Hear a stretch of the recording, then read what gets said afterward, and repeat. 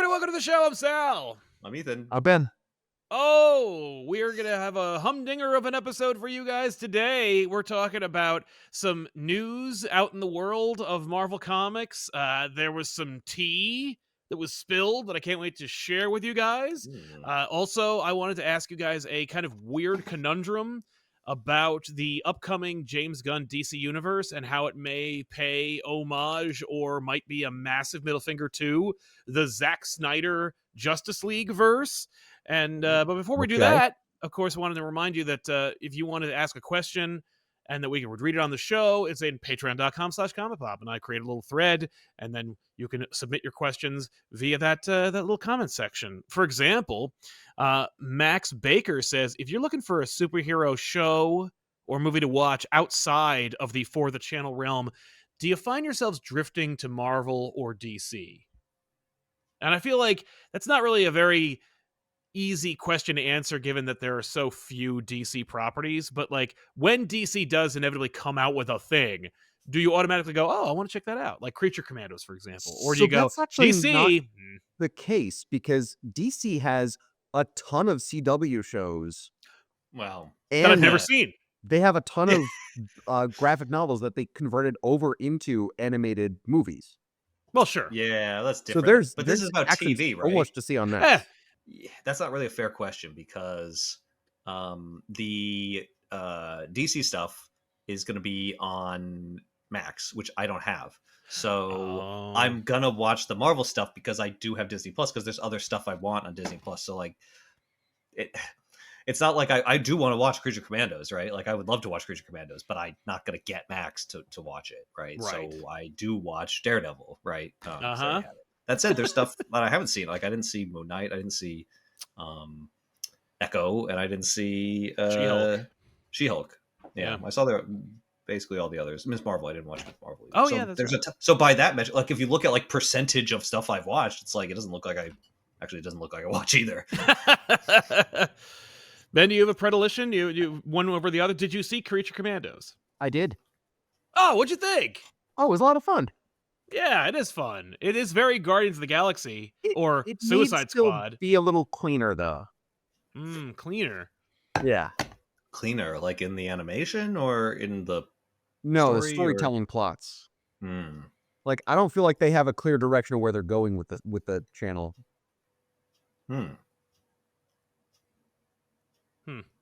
I don't know anything about it. I can't comment. I like the blank stares back. I'm just, you don't say. Well, okay, that's a position to take. Yeah, that's fine. So, no, I'm kidding. I guess Sal has a different opinion. No, I was just teasing Ben. Oh, okay. I liked it a lot, but I was like, this is just Suicide Squad, but with more monsters. Okay. If I'm gonna watch the movies, I'm gonna watch Marvel. If I'm watching series, I'm gonna watch DC. That sounds like what people are kind of conditioned to do nowadays. That's a fair And I'm point. not watching like the live action DC stuff. Yeah. I just haven't. No. Maybe Doom what about might be Peacemaker? okay, Did you watch but everything Peacemaker? else, I have no interest in. You would dig it the most. You didn't see Peacemaker? Peacemaker's awesome. Okay, so yes, Peacemaker. Peacemaker was good. Yeah.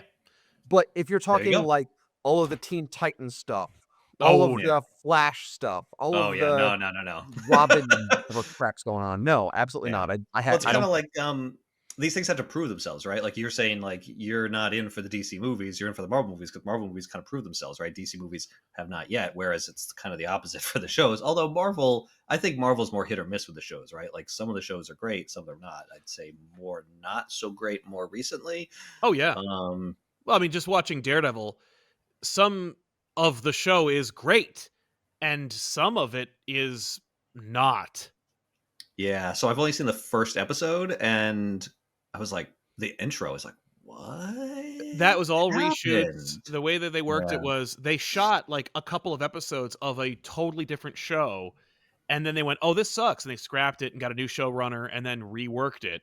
The idea was it was going to be kind of like a requel of the old Daredevil show, where it was like, it's not really a continuation of the Netflix show. We're keeping Charlie Cox and D'Onofrio, but everyone else is out.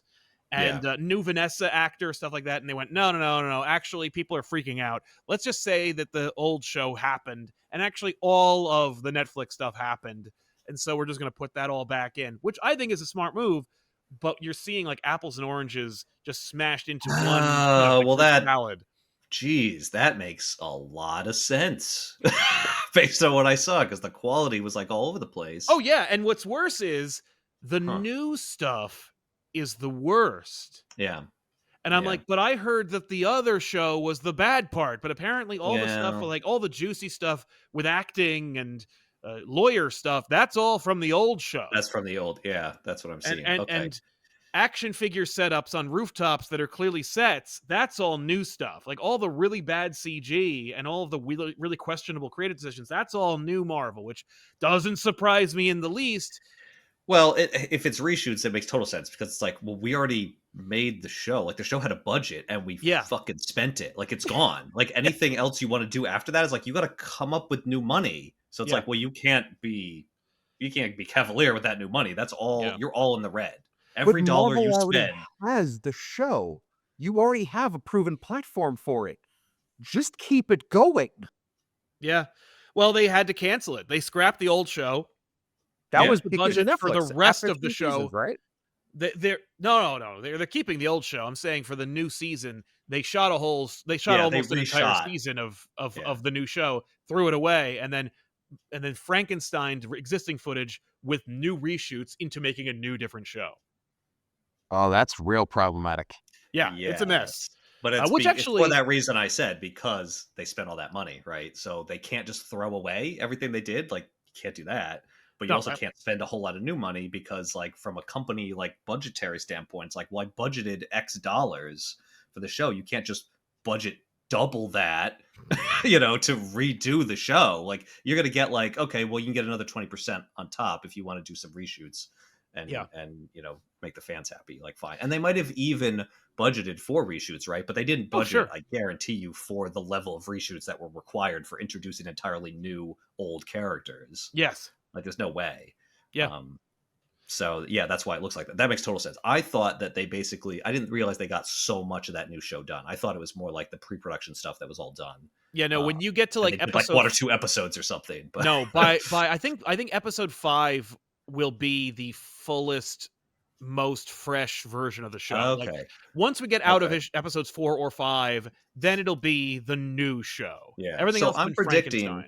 I'm going to predict that the quality will increase at that point, because I bet they break down the budget like per episode. It's like you get a certain budget per episode. And so those earlier episodes are all like cannibalizing and trying to like like you said, Frankenstein it together. Yeah. Whereas the later ones will have been able to like, well, no, we had, $1 million or whatever for episode 6. So we don't have all that old crap. We didn't spend any of it yet because we didn't film it yet. So, and we knew what doesn't work. So we're fixing that. Yeah, exactly. We can adjust the story and whatnot to accommodate the changes. Yeah. So the problem is that the thing people are enjoying the most is the stuff that they threw out. So hopefully it's not a complete disaster. I don't know. I will say that like there is a implication of a character that was not really gonna be in the rest of the show called White Tiger, and he looks goofy. Like I see him. It's not a great suit. Like it's a great suit on paper. It's a great design, great drawing. But then you see a person running around in it, and I'm like, you could stop there. Like don't show that anymore. And then as if someone heard me, someone does. By episode 3, someone walks in and goes like, "That's enough of that." Oh well, there you go. Did someone like do that where just like, hey, he looks like the White Power Ranger? No one says that, but like I was thinking it. So that segues right into one of our main topics, which is actually kind of antithetical to the whole point, which is like, Marvel's like, oh, this didn't work. Whoa. Sal, what's your answer? Oh, yeah. Oh, I mean, at this point, I don't pick. I just watch it all because I kind of have to. So I'm like, oh, DC has a thing, put it on. Like, okay, but I'm so not. You watch it all, but what's your preference? Yeah, it's not. Right, if you didn't have to watch it all for your job, right? And that's really the question. Honestly, it's some kind of combination where I'm like, I am more about the characters than I am about the universes. Like, I probably would have skipped Creature Commandos just out of hand because I don't care. Like, if they weren't building the universe, if we were like year 6 into the DC Studios universe, Yeah, they'd be like, and oh, they I were can skip like, that one. yeah, I'd be like, that's enough. I don't have to watch that. And I would have missed out because it's a good show, but like, I probably wouldn't have watched it. Whereas if Daredevil season 3, I'm like, well, that's a must watch. So for me, it's more about like what I already like or what I'm interested in previously.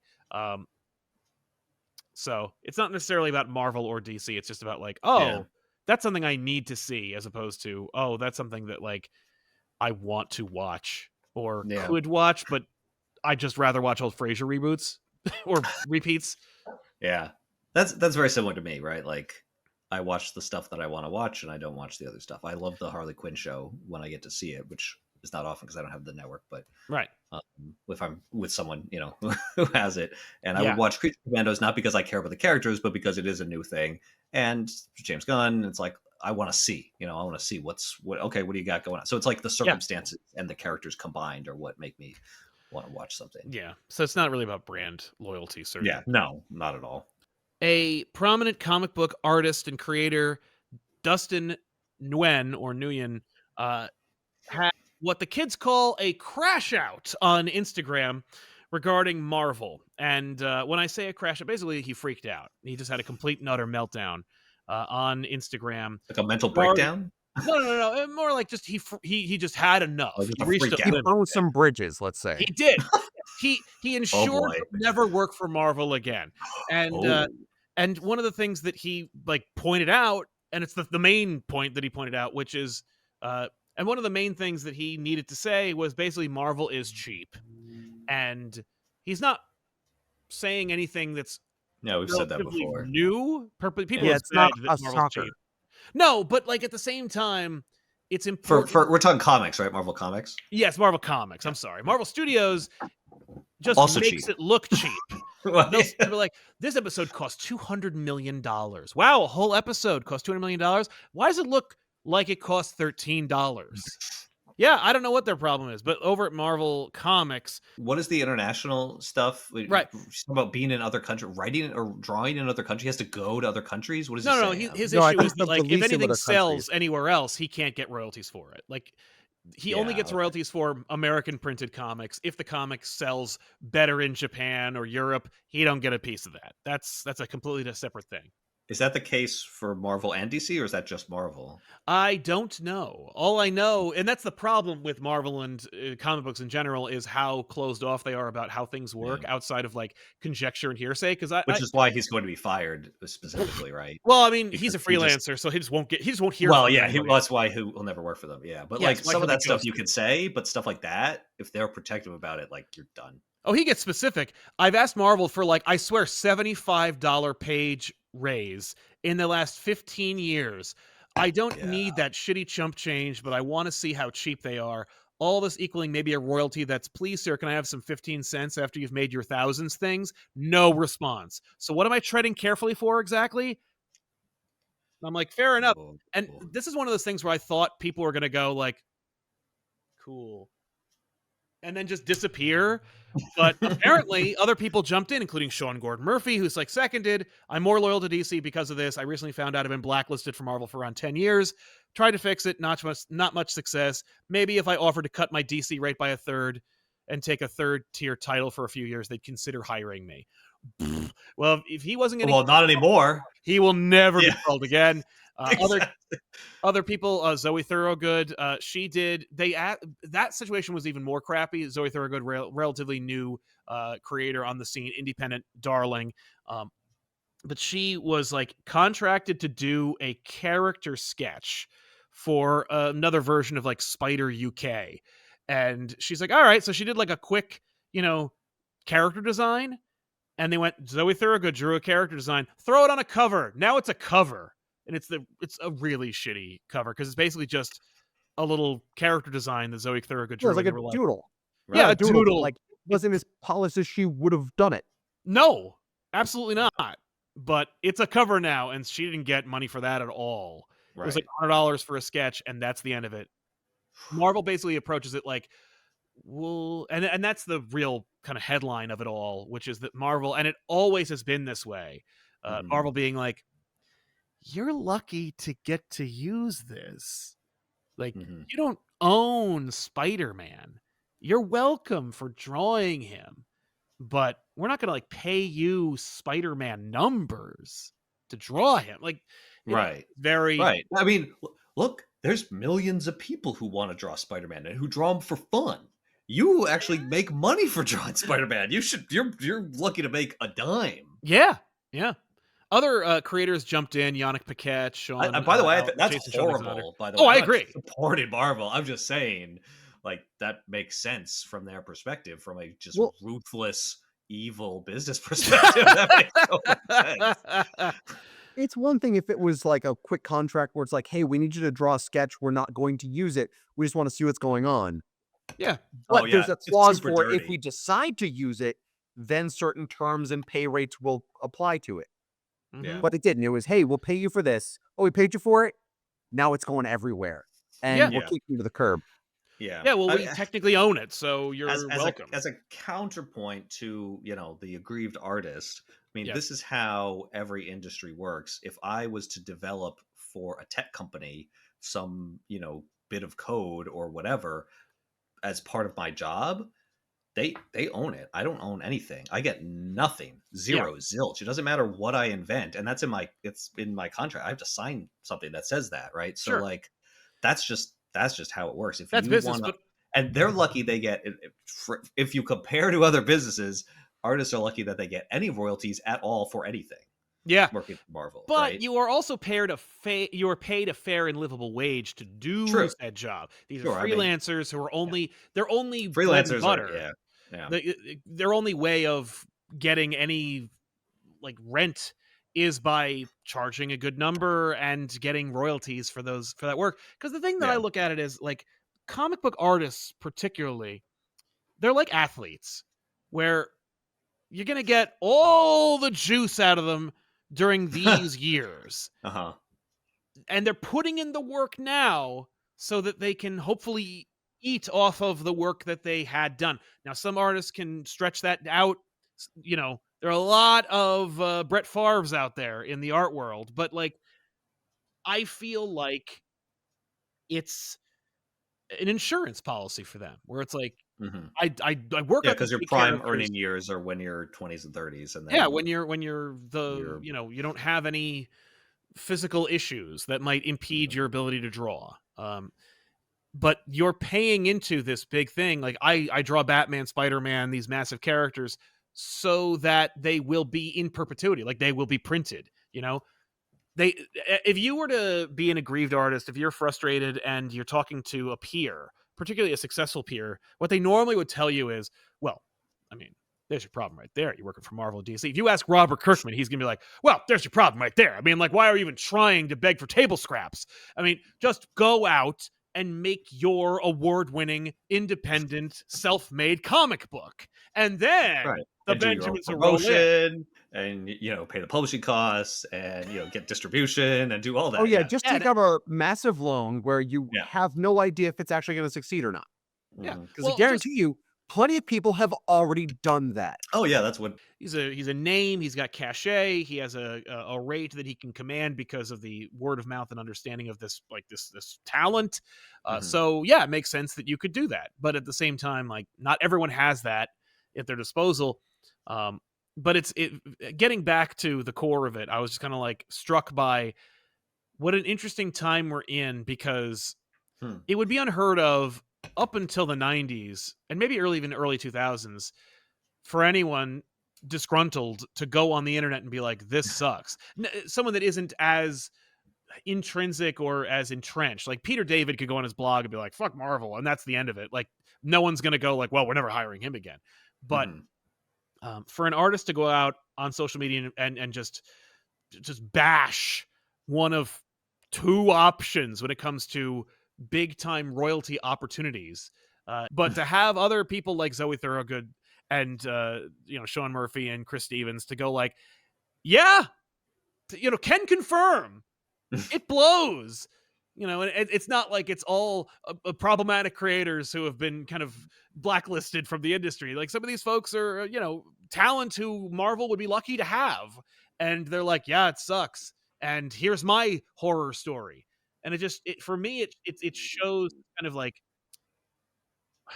these holes in the armor, where Marvel is still a giant, but it may not be as scaly as it wants to think or as it once was. Yeah, it's Do not you as impervious. Yeah, do you think but it it So will thinks it hurt I them is. though? think the Because interesting thing about that is that unfortunately, Marvel has the ability to say, "Go ahead, rail against the wind," Yeah, because at the same time, I'm gonna offer this to anybody else, yeah. and they're gonna say yes, especially new artists who wanna get discovered because they'll be Mhm. working for Marvel, and I can Yeah, pay them a pittance, and I keep most of the profit, and maybe they get famous, maybe they don't, but I can burn through them like tissues.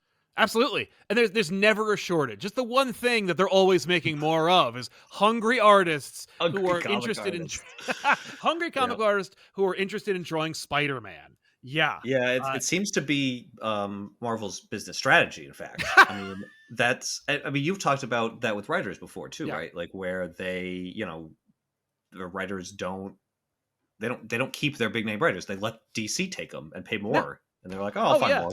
No, there's That seems to be no they're it's like I'm gonna my business model is that I don't pay people very much. I suck up all the young talent early because people want to work for Marvel because we have better sales, right? yeah. And generally more marketable, interesting, beloved characters. That Mhm. DC has beloved characters, but there's just they feel old. So Marvel's always got these young people coming up. Yep. And yeah, they do, like you said, Ben. Use tissues. They burn through them, and then okay, DC, take them. I don't fucking Yeah. care. I got more. I've already It's there's cheap. always a replacement, and Yeah, like, oh, and if they become a huge sensation, all the better, but I don't care. Like, there are a yeah. lot of I'll make the publishers. money I can off them while they're before DC takes them. Yes.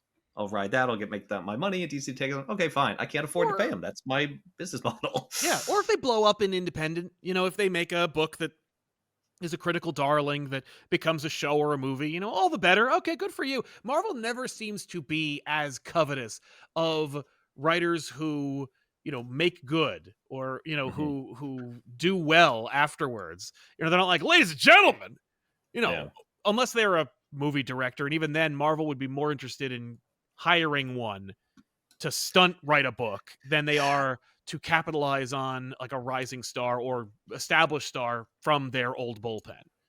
Yeah.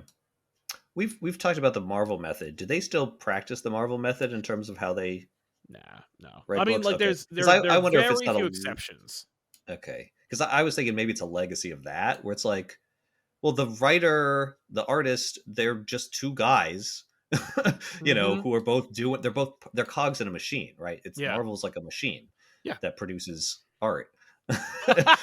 And that to me, yeah, the Marvel method is that, right? And so the treating your people like, well, I'll pay them what the market says they're worth, and because there's so many of them, the supply is way outstripping demand. I yeah. only need like whatever 50 artists, and there's literally 1,000 people who want to do this. So yeah, they don't Yeah. make shit.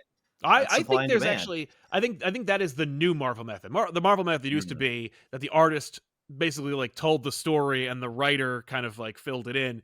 But now the Marvel method seems to be, well, find out what the market rate is and then mhm. undercut it by at least 25%. And we will coast on that because of the recognizability and the childhood nostalgia of our characters. That Right. our Yeah, characters whatever you'd are, make for regular art, right? Like you're gonna make less for Marvel art yeah, because I know you want to do this. yeah. If anyone ever suspected that like Marvel doesn't pay good wages or that Marvel doesn't value their creators over their creations, then the proof is in these posts and Hmm. in Kind of the kind of, confirms. yeah, it confirms some people's suspicions because I saw a lot of people commenting on this when I tossed it out into ether, being like, "Yeah, we know," and I'm like, "Okay, first of all, you're not a writer or artist or editor. You don't work in the industry. You go to the comic book store. That is all hearsay and speculation until you get a confirmation from a trusted source about whether or not bullshit is going on. You may suspect it. You Mhm. you pick up a issue of a character that is maybe B or C tier and notice the page quality, the paper quality itself is lower, and go, I think there's some fuckery going on here.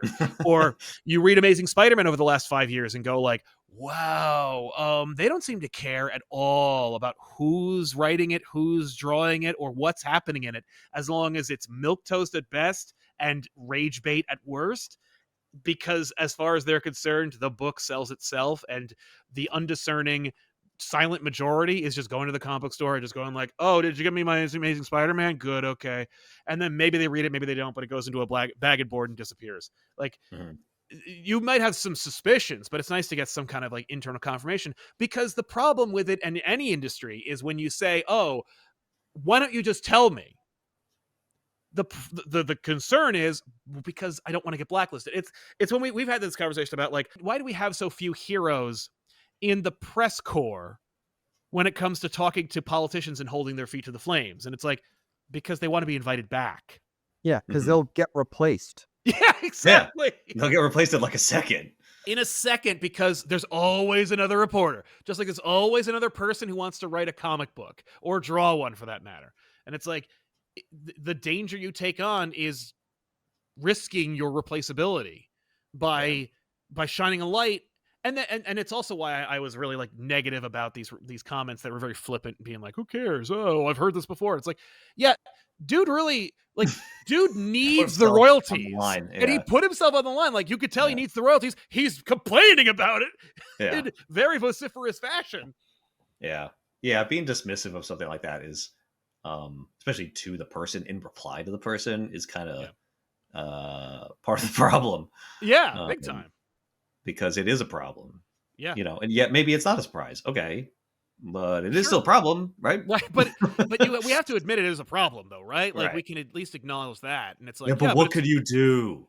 or it's like, yeah, sure, but that's your problem. There's something that this is different. This is not normal.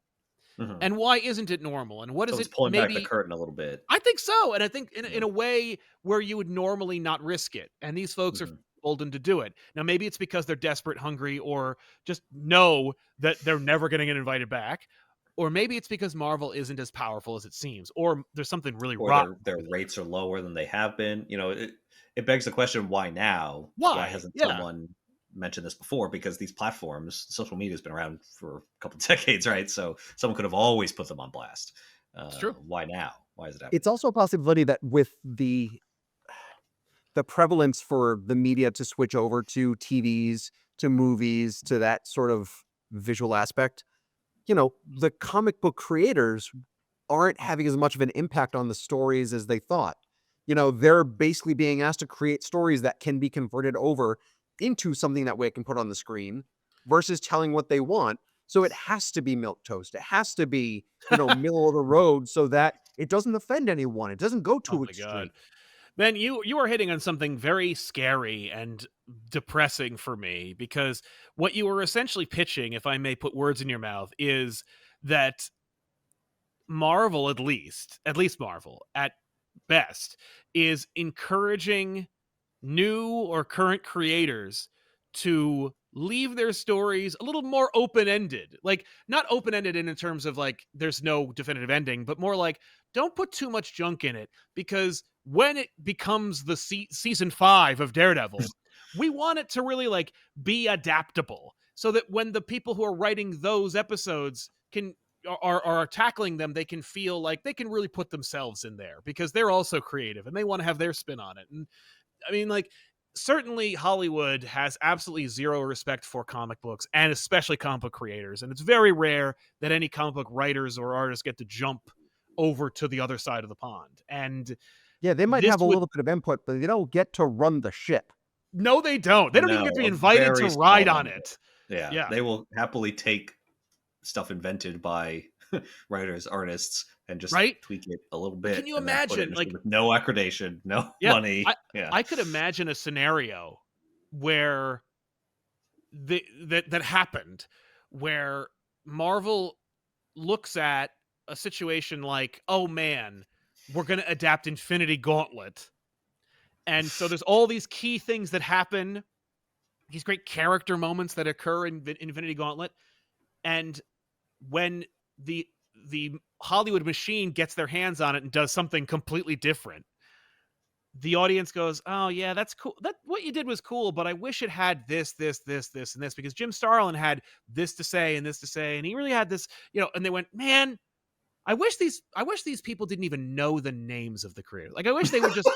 I wish they would just be happy with what happened. So it's like, because if Hollywood was to go, oh, we're going to adapt, and again, I hate to use this as an example. I don't want to beat a dead horse, but like to adapt the last 2 years of Amazing Spider-Man.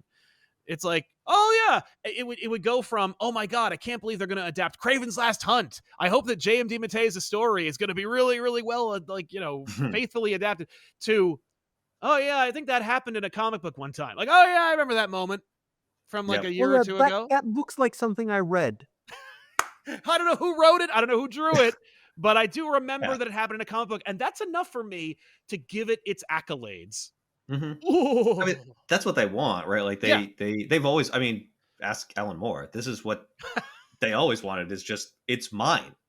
These are my characters. I own them. I being Marvel. I being Right. not a guy, right? I being a company, like a thing that Yeah. doesn't exist, like a thing that's Doesn't like have, like, not a person, pride. but has a but still somehow has an agenda and has like a perspective on the ownership of these characters, and it is definitely its and not anyone else's, Right. right? So it's like I don't. Why would I give credit for a thing that's mine?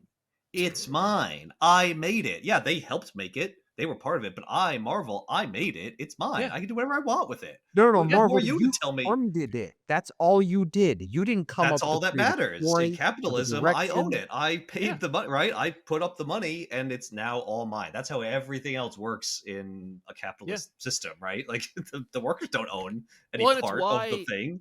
it's so funny when you see reaction to the credits for typically a Marvel movie, but I've seen it for DC movies as well, especially recently, where comic book creators will go, I saw my name at the end with like special acknowledgments. I didn't get a royalty check for creating a character that was used in this movie, but I did get my name in there. Or I've certainly seen other people go, I saw my name at the end of a movie for a character I've never written. hmm What? Why? I don't even know why I was there. How? And I That's insane. I've seen that, and I'm like, I assume Yeah. it's just because it's like, well, there was an aspect or a side character, or maybe there was like a deleted scene that hmm definitively used a thing you made up. But Yeah. Well, and they're happy to spread the idea that there's real creative people here. look at all these names. Look at all these names of people. You know, look at all these artists that Yeah. contributed to this product, this absolute product. Yeah, You this know, unequivocal commoditized. thing that could be Yeah, paid that for. we homogenized and put together and tested Yeah. against test audiences and crap to make sure it was like absolutely perfectly bland, and Yes. and but there's real artistry behind it. Look, here's all the artists. Yeah. You know, I imagine if anyone were to go, if like the engine worked the way that they actually thought it did, where it was like, well, I've seen a movie with a Marvel character in it, now I'm off to the comic book store to buy a comic book with that character in it. Would their fuzzy little heads would explode when they read like a story that actually had like nuance, subtlety, and rising action, falling action, and like, the structure that is a story, where they're like, this has like a thing to say. This is a through line. This isn't just Brave New World with here's a scene of a character that says a bunch of pithy accolades. Like, here's the thing that I think. And it's like, do you really think that? Or is that just what the committee agreed that you think? I hate to say this. What if Marvel Comics is like the Instagram or social media of the studio, where it's like, because the studio, at this point now, you've heard this before, I'm sure, that actors aren't hired for big budget movies if they don't have over 1 million followers on insert social media platform of your choice. I've never heard that. That It makes sense. just but I've came never out heard it. recently where they were like, oh, Oh, if you don't have a million Instagrams followers, or they'll be like, who is this rando that's in this big budget movie? And they're like, well, they have over 1 million Instagram followers. So Right. Yeah, the Oh, people who follow- are following them will go see the movie. exactly. So it's like, Yeah. to follow that train of logic, they're like, well, we let Marvel keep making comic books because maybe, out of like, 1 out of 10 will become a movie or a show, and that thing that was made has an audience attached to it that read it and enjoyed it. and they'll come to the movie or the show. Yeah, That is I've got like adapted a from that. guaranteed like base level of. I mean, I mean, you're just describing why they adapt anything into movies, right? Why any book gets. Got to make adapted into Jurassic Park. It has all these all these right, sales. like it was the #1 bestseller, so like you guaranteed you got a base level, not just of like people who want the thing, but you could sell it as it was the #1 whatever. And then people Jaws, who Ready don't, Player One, all other movies yeah, besides Spielberg. yeah, and then people who have never read the Oh, thing sure. are going to see that it was a popular, part of some other media and say like, oh, well, if this was like one of the most popular books, it's probably going to be a pretty good movie, right? So I'll go see it, even if I didn't read the book, right? It's just a thing you can say to sell it. It's just another way to sell it. That's right. That's right. Although I wish that they would lean into it more then. If they were like, this is an Eisner Award-winning comic book, and we're making a movie out of it. People are like, what the hell is an Eisner? Nah, it's got to be New York Times, so they don't care. That's Eisner's, true, which is why they need to get that back. People don't even know what that is. That's true. I was on Oprah's book list. Yeah. Hey, Oprah needs to get into the comic Right? book world. I mean, I can't remember specifically, but I can almost 100% guarantee that when they were marketing the Watchmen movie, it's like from the #1 US best-selling. It was the best-selling graphic novel of all time. Yeah, they said that in the trailer. Yeah.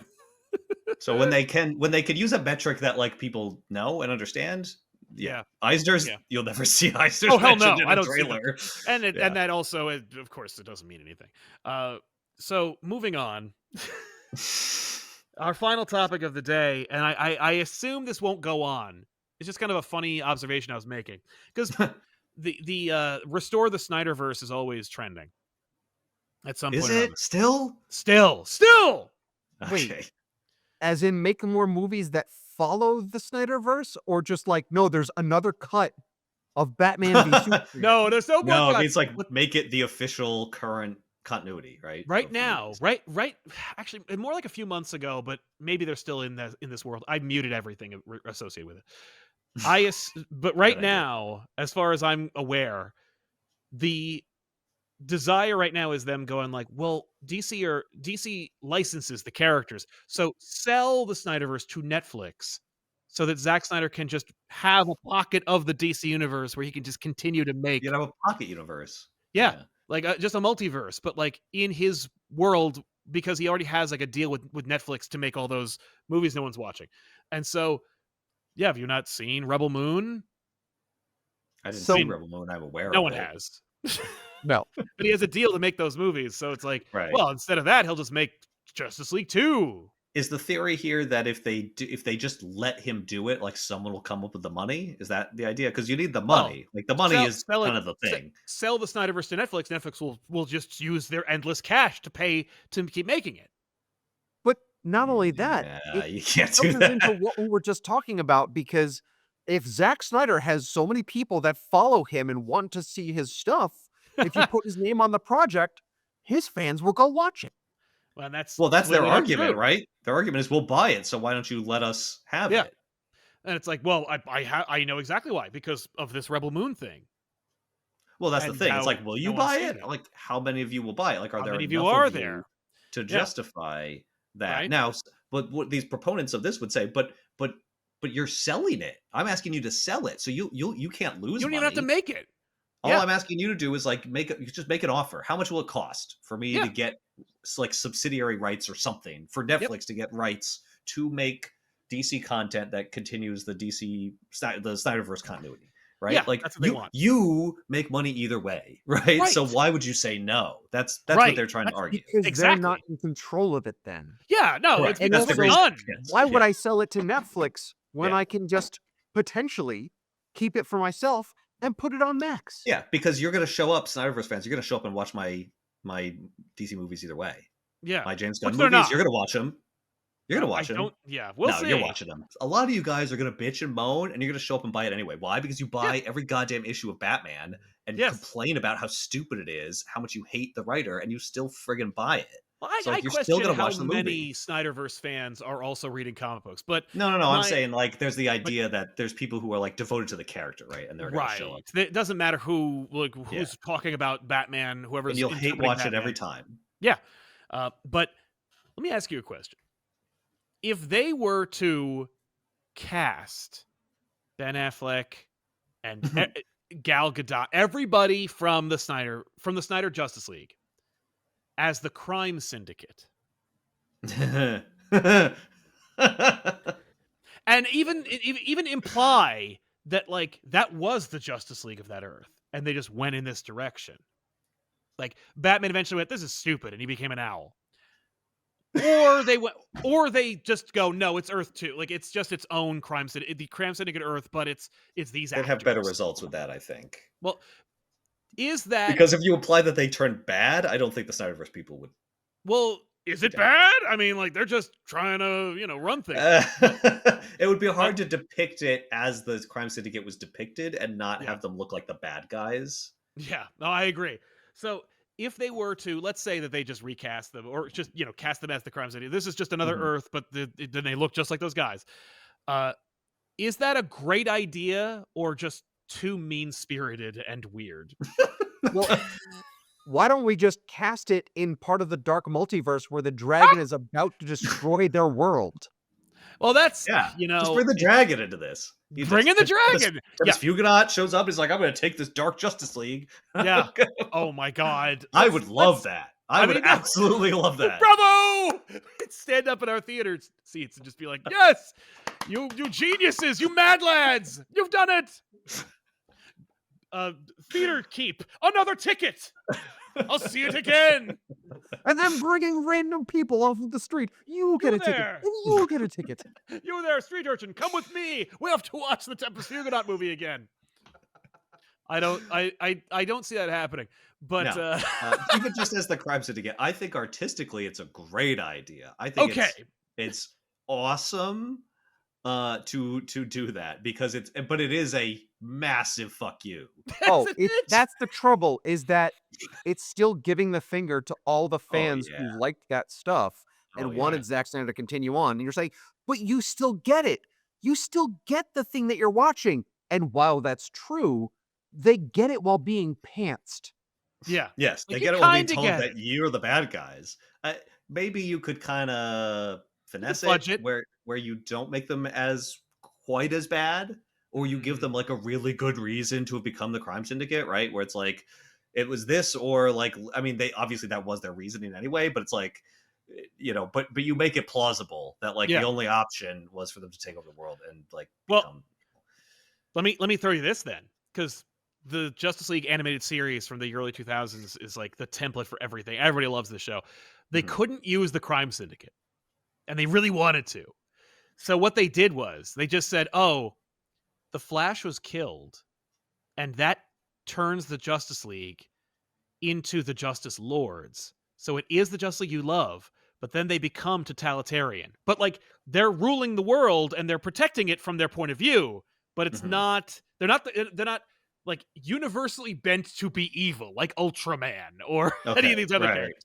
Right. I think you could get away with a Justice Lords and people going like, yes. Yeah. Like, I would like that.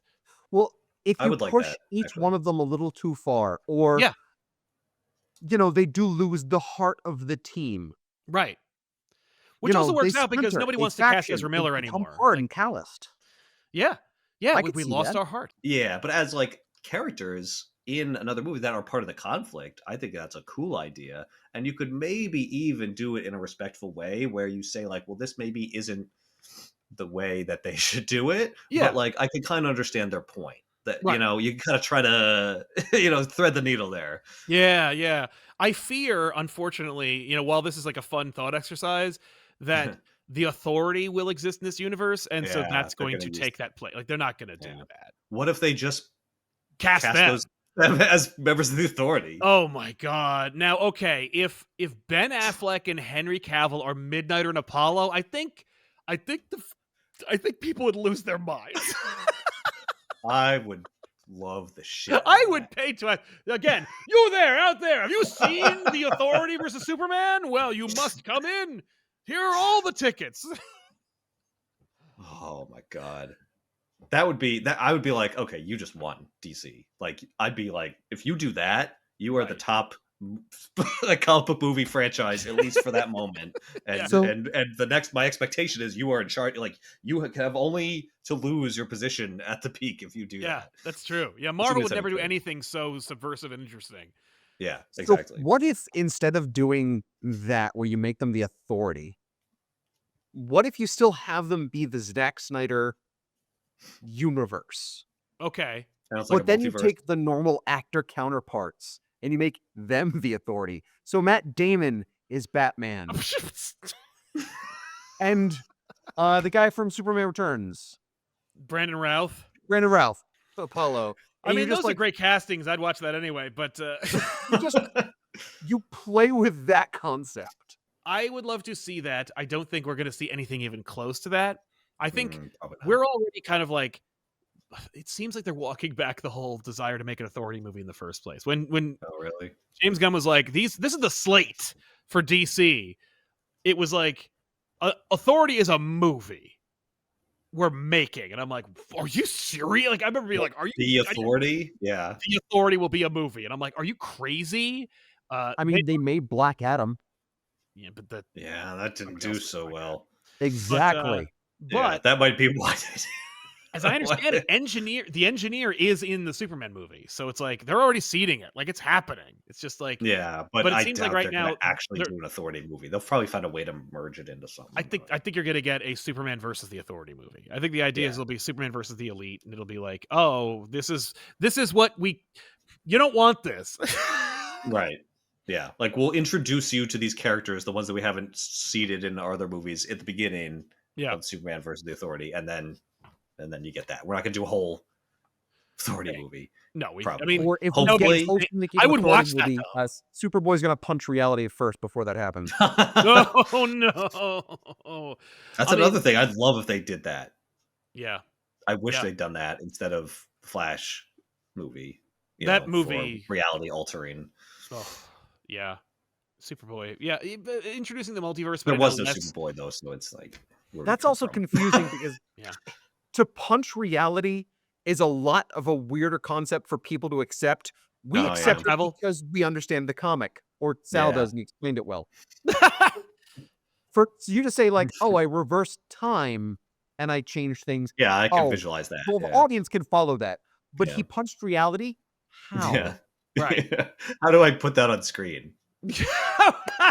I mean, what is he punching? What's his fist hit? Because here's the thing: in the Flash movie, when we see the Speed Force and how Barry's able to like manipulate time, like I don't know what I was looking at then either. Yeah, and they did film that.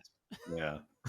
You just make it look weird. Just make it super weird and abstract, and then like have him see, maybe there's a big glass wall. And on the other side of it, he sees like all these images of things. But that's what it is in the comic book. It is that. He's the multiverse, and he's like, no. It's like no, but where is he standing? But what does he hit specifically? And it's like, it's just he's how does he get there? Well, what do they see? Oh, they put him if there. They're looking out at him. Do they see him out there? Like what? Right? Can they see them? No. Well, okay. So in Crisis on Infinite Earths, after when my reality is punched, what do I perceive? Right, you don't perceive anything unless only if the punch wave affects you specifically. It really only affects people like Jason Todd, who was dead but isn't anymore. And then they were like, okay, we want to walk back the whole saying Superboy punched reality. So now other things happen. Like just over time they went like, okay, well let's just say it wasn't. I mean, it wasn't like that. Yeah, but he did it though. Right, but he did though. That's what made it happen. I was there. I watched it happen. I saw it happen. Just like Marvel going like, for a while there was a period where they were like, okay, so like like Spider-Man did make a deal with Mephisto, but like, maybe he didn't, and the audience going like, no, he did though, and then other writers being like, no, he did. Like every time that they do a Mephisto story, they go like, can I get a moment where Mephisto says something to Spider-Man? Like, it's just like, dude, stop. But with this, I watched it happen. I saw it happen. Don't tell me you don't get to walk away from that, Marvel. You can't. You have to own that. You have to. Until you explicitly undo it, it happened. Yeah. If you wanna make the consequences not have happened, then we'll come up with we'll say it didn't happen. But until then, it happened. Otherwise, how did we get here? How did we get here if it didn't happen? What else happened? What happened instead? Well, sometimes they give you retcons, and it's just like, how did Miles Morales get into the main Marvel universe? Well, he gave a burger to the Molecule Man, and he made things happen. We greased the wheels, and then they were like, according to Miles, or I'm sorry, according to the world, well, he was always here.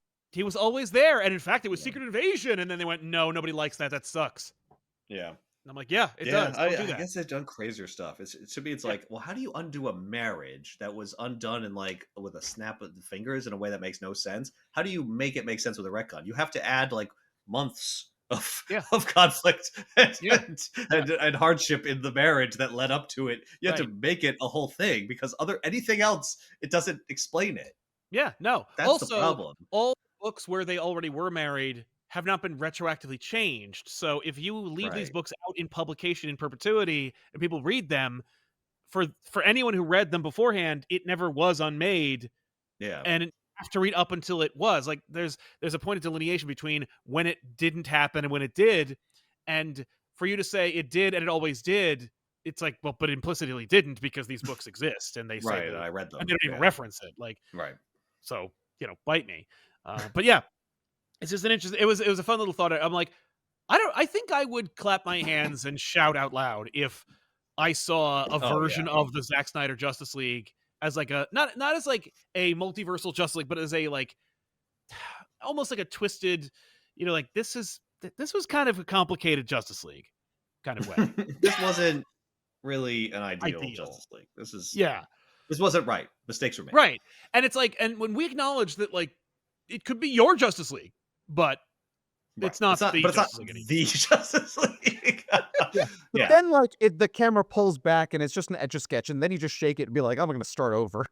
Yeah, which they're more or less doing now, man. There already will be a Justice League in the Superman movie, and it won't have any of those characters in it. It's going to look like J.M.D. Mateus and Keith Giffen's Justice League, where it's like, oh, it's Guy Gardner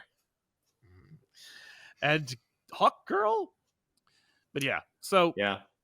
craziness. Mhm. I guess I wanted to remind folks that if you wanted to submit your own question that we can answer here on the show, go to patreon.com/comicpop and just go to the thread. Otherwise, you can check out all the other fun rewards we have over there. But before we go, Aaron Goforth asks, what did you guys do for work before the channel? And I really appreciate the implication that now, because of the channel, they don't have to work. I am sorry to report that they most certainly do, and that the channel does not pay them well enough to have to stop doing it. But I thought it'd be fun to kind of just very quickly go into, because occasionally you guys do get this question, though we don't do as many live shows anymore where you get that question every time we do one. Sure. But when we started versus where we are, and I don't want you to have to give away too much of your lives because I don't want people bugging you at work. But if you feel comfortable about it, I could say Tiffany works in education, and before, when the channel started, I believe she actually I think she got her job when I launched this. So it's like she's always been in education at that time. I have been working for Costco for the past 7 years now. Wow, Almost 8, actually. Yeah, the last 8 years. 2017, which is nice. absolutely wild. And the funny thing is that before this, I was working for Parsons School of Design in their development office. So I was doing like alumni relations and donations and, working with the board of education, not the board of education, the board of directors and things like that. So had no context to what I got my degree in whatsoever, which was theater arts. And Well, neither I'm job happy really. to say that the channel has been a wonderful through line throughout all of the work I've done. That's true. Yeah. You've gone on many different diversions, but been happy and satisfied. Every move you've made has been, I think, a For the better. positive one. Yeah, exactly. Oh, yeah. Yep. For me, first of all, let me just say the amount of time that goes into Comic Pop is like, for me, is like, I don't know, like 3 hours a week. Like, nobody feel bad that I can't make a living on Comic Pop. I'm not putting enough hours that I should expect to make a living from it. So that's, But they are paid. I do give them a stipend. Yeah, we are It's paid. not, We are Yeah, paid. no, we're still paid. And it's a Yeah. reasonable amount, so it's not, I'm paid fairly. thank It's just that, Sal does most of the work, right? Like the full-time part is what Sal's doing with the editing and everything, Exactly. and all the other shows he does. Yeah. So Yeah, there's so much behind the scenes that doesn't even go into back issues itself. yeah. Yeah. There When is people so say, much that "Oh," goes- people are like, "Oh, release the full cut." I'm like, "No, that's not a show." Like, Release the trust Corvalli me, cut. Yeah, you want the edit. You want the edited version. You never you want the do uncut version. Want the edited one. Oh yeah. So 10 years ago, I was at a different job than my current job. I actually worked at Drew University, which was my alma mater, in the telecom department, and I did that because I actually had a job in that department as a work study job. And when I graduated, I didn't really know what I wanted to do. I had a degree in physics, and I didn't want to go to graduate school, which is what you would normally do, or you'd Sure. go for engineering or something like that. And I was like, I kind of am done with my education right now. And I did have an idea that I might, go to graduate school in the future, but I just wanted to make some money. I mean, that's the other thing. I was like dirt poor, and I just wanted to make some money.